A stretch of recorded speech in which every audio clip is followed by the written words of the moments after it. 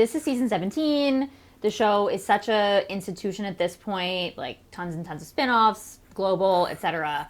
But even knowing everything that you know about it, what was the most surprising thing when you actually got there? Ooh, do you want to go first? Sure, thank you, sister. I think what surprised me the most was how difficult it really is. It really is a race. Like, it really is a competition. It's very regimented. It's a surprise, and the girls really are. They, you know how they say, like, we're like the Olympics of drag. Those girls are Olympians. Yeah. You know, it takes like a mental fortitude to do this. Absolutely. I have found such a new respect for any single person who has walked into that workroom, because it is, like you said, a race. I think, piggybacking off what she said, yeah, it's fast. Everything happens so fast. You know, you don't have time to think. It's an instincts game. It's whoever's best at following their instincts, because, you know, that's all you have in there. That's a really good way to put it. So you both made it to the top 4. Obviously, congrats. Thank you. We've been waiting. We've been sitting on the secret for a while, so now we can finally say, we're like, girl, we are finalists. Ah! It's a gag. It's a total gag. But, you know, it's Drag Race. Everybody gets critiqued. Since the show ended, what critiques have stuck with you the most? You know, that you've been using in your performances or just, you know, your everyday life? That's a good question. Mine obviously relates to my inner saboteur. You know, like that's obviously something that I really, really focused on while I was there, and that's something that I took from it, and it's something that I think resonated with a lot of people. So that's something that I'm just grateful and very thankful for continuously. Yeah. You know, one of the critiques I got a lot on the show was my runway walk being like very fast, and something RuPaul always told me was to like ground myself a little bit more, and I've taken that with me into my everyday life, like grounding myself in all moments and kind of reminding myself that there's power in just existing. Like, you don't always have to do the most. You don't have to be like all over the place. Like, there is just power in your existence and your presence. Yeah. And so that's something that I've taken with me for sure. All right, let's talk about Snatch Game. So, sorry, Lexi, if this is triggering for you. But actually, you got pretty good critiques. Yeah, you're in the top bitch. I did, but that still doesn't change. I think the mental trauma from that moment of just being like, what am I doing? It was a blessing, and that's why I got the tattoo. We flipped for your flop, and that was like their little, you know, quote. You got a tattoo? You got a tattoo? Yeah. Oh my god, gag it. Yeah, and I was sporting that around for a long time too, and people would be like, "What is that?" And I'm like, "It's Old English. Don't look at it. Never mind. Don't pay attention until you know." I live. I mean, looking back, is there another character that you wish you had done instead? No, absolutely not. I just wish that I had a little bit more focus, and I wasn't so much worried about who was sitting next to me, you know, or what they were doing. And again, this is a learning, like, experience for me. I'm growing as a person. I'm doing things that maybe not everybody else has to do at this point in their life. So I think it was just a different experience altogether for me.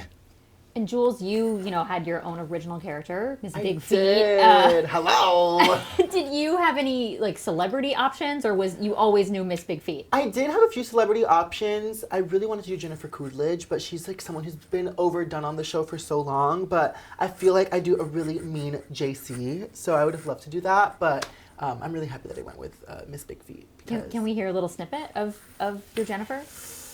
Wow, you look like the 4th of July. Makes me want a hot dog real bad. So good. It was very good. Thank you. Get her on Saturday Night Live. Literally. No, I would have loved to do that, but she's been done on the show like a million times. Yeah. So. Another episode that was so great this season was the makeover episode, which is always a great one, but this year, especially because everybody got to make over their family members. So how did your family members react after, seeing it air on TV? I mean, for me, that was just such a core memory, like being able to do that with my dad and have that memory for us forever. He's so excited about it. Like, he called me, he was like, I'm ready to get back in drag, but I'm done with the pussycat wig, okay? I want like a longer wig now, like I want nails this time. Like, he was really living his fantasy. I did him dirty by putting him in that hideous coat. Shout out Salchicha. I'm so sorry. We got you next time though, girl. But yes, she's ready to get back into drag. I think she's auditioning for season 18. So, who knows? Okay. I don't know. Me and my mom aren't necessarily where I would hope we would be at this moment. So, you know, the distance is, you know, what it is, and I hope that she enjoyed it. You know what I mean? It still meant a lot to me. I still will never forget that, you know. But yeah, no, I don't know. I wish I did. I'm sorry. That's No, it's so okay. real. That's so It's real. okay. Thanks, I love you. Thanks for sharing that, sister. That's very real. Thank you. I love you. I love you. Yeah. I think one reason the episode meant so much to so many fans is because of what is happening right now with drag being under attack. You know, what does it mean for you to be part of this phenomenon, like at this particular moment in time? For me, it's like everything makes sense. You know what I mean? Like all of the things that I maybe thought or dreamt or believed that I was like intended for, and maybe people tried to instill doubt in me about, that all makes sense now. You know, whatever happens tomorrow, like I have found my calling, my purpose, and like what I was meant to do. So it's a blessing. Yeah. I think what's really beautiful about the show too is that we get to see all different stories being told. People come from all different, you know, parts of life and have all sorts of backgrounds and all sorts of stories that, you know, aren't really told on TV. And so getting to see these real people who all have this one through line, which is their passion for drag, their passion for this artistry on TV right now, is a beautiful thing. You know, like the top four couldn't have a more different, you know, upbringing. We all had such different upbringings. We've all had so many different like trials and tribulations in our lives, and we're here. We fought to be here. We're here. We're powerful. All four of us, and all 14 of us. You know, Yeah. we've all gone through so many different things, and we all got to tell our stories on TV. And I think that it's beautiful, especially now. You know, when there are so like it's not just the queer community that's being targeted right now. It's the trans community. It's the Latino community. It's the Black community. And there are people from all sorts of walks of life on the show, and you know, loud and proud about their stories. And I think that's, you know, the biggest gift right now. Yeah. Yeah. It's a beautiful answer. Thank you. It's a beautiful show. It is a beautiful show, and I'm so happy to be a part. I can't believe it. I know. Getting emotional. Well, okay, hopefully a less emotional question.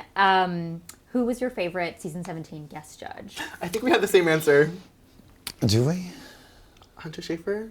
I mean, duh. Hunter Schafer was when they said Hunter Schafer, we were sitting next to each other. We both Screamed, blood-curdling gagged. screams. Hunter Schafer is like someone I've looked up to for so long. Yes. And she's just doing the damn thing. Shout out Hunter. We love you, girl.